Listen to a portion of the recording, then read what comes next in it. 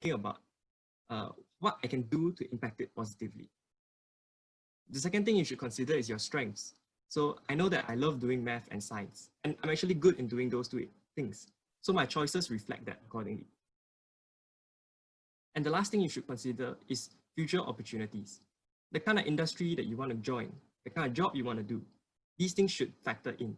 You don't want to choose a job or a degree or a diploma in this case, and only to find out once you've completed it that there isn't much of a future in that area. So although it's something very difficult to consider, you should at least take into account this aspect. You can ask your parents, your teachers, your friends, your family. They can always give you input for this. Okay. So now that I've shared my 3 choices, what did I write up for my, I think 600 or 300 character write-up? I'll give you a rough example and I'll briefly read through this. This is my first write-up for the first choice. I said that I chose this because of my interest in the environment, my subject combination, and the opportunities that I've had to experience the school and this sector. Out of my write-up, I like to focus on these 2 areas. I feel that when you are doing this write-up, you should convey across to the reader a couple of important things. So you should show your reader your passion. In my case, I showed whoever was assessing me that I like to find out information about clean energy. And this started because of my father sharing such anecdotes when I was younger.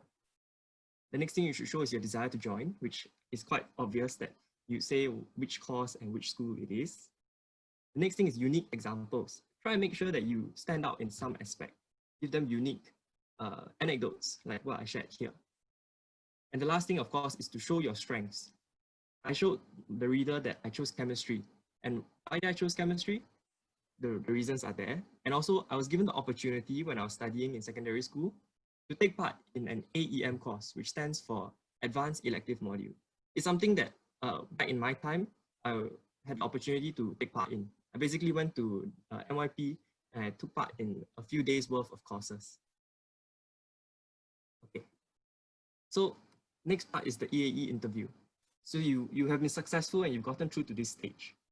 What should you be preparing and what should you have the right mindset for? The first thing and most importantly is, not really most importantly, but an important part is the portfolio. You should include certificates, artworks, and achievements. Portfolio is particularly important when it comes to certain courses. Like when I applied for spatial design, I had to bring my portfolio, so it had all my art things, and I tried to include some extra things that could get that little bit of extra effort in that sense, to show my interest and passion in this field. What I did was, for spatial design, I understand that it's related to designing structures, designing products, designing buildings. So I love to play a game called Minecraft in the past, and I included some pictures inside. And when I showed it to my assessor, they were pleasantly surprised, and it showed my passion in that field, which is really important so that you get a successful EAE interview. And I understand that it's quite nerve-wracking when you're going through this for the first time. So what can I advise you in this field is these two main things. The first thing is called centering. When you're nervous, you should take deep breaths, try and calm yourself down. It's a technique that I learned actually through my competition trainings in poly. And it definitely works when you're in a really stressful environment. I had babysitting jobs during secondary school, like a very part-time thing.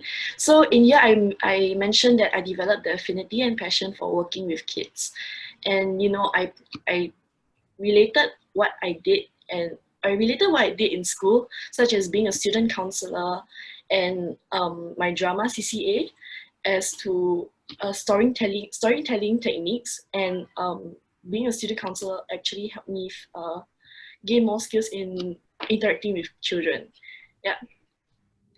And also having food and nutrition as to be well-versed in meal planning. I'll pass it on to Snowy. Yeah, for my 600 character write-up, I mentioned about my future dream, which was to start up a cafe. And I also explained that how I developed this interest, which is from my family members. I also explained that I actually sold some of my pastries to my peers, so that actually I tried to make myself stand out from the rest. And that's one way you can, yeah. For my 1,000 word is just all the leadership roles I've taken up, and it doesn't have to be related to my course. Now pass it over to Simeon for the EAE interview tips. Yeah, some interview tips will be, it's good to have a portfolio which consists of certificates, all the certificates, and your report book, and get testimonials from your form teachers, subject teachers, or CCA teachers, which is related to your course. And I think it's very important to be prepared. Like you can go and Google, search online some common questions about EAE that the interviewer will ask, and you can write down on a paper and write down your answer. Or you can go to YouTube and search about other people EAE experience. Yeah, and I think it is very important to answer every question that the interviewer asks.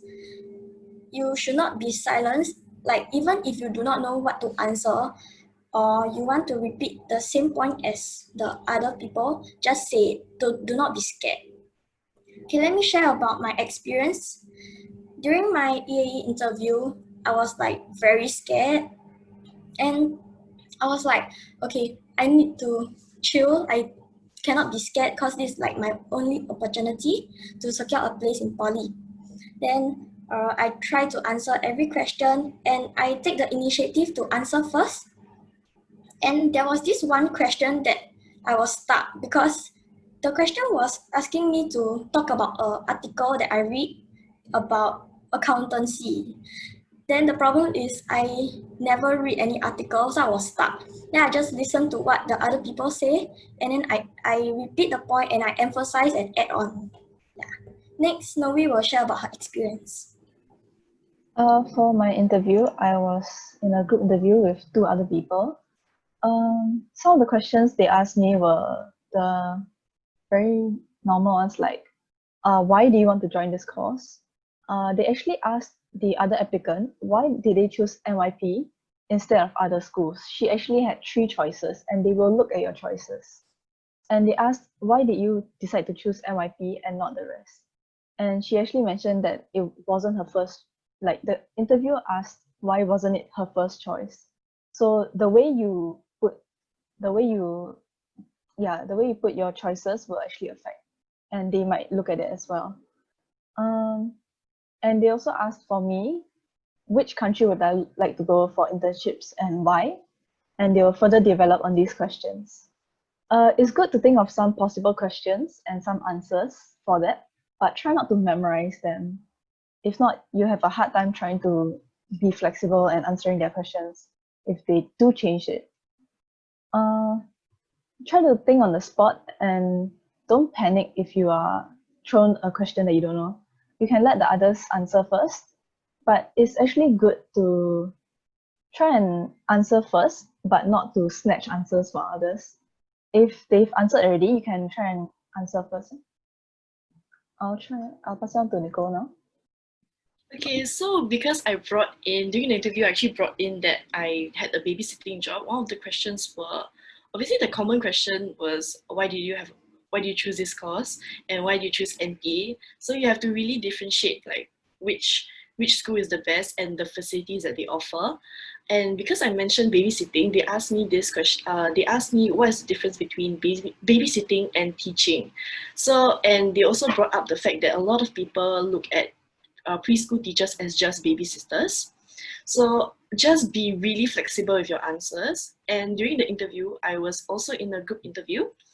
I brought up a lot of points and I kept bringing in my drama CCA because one of my seniors actually mentioned that storytelling technique is a very important skill to have for early childhood.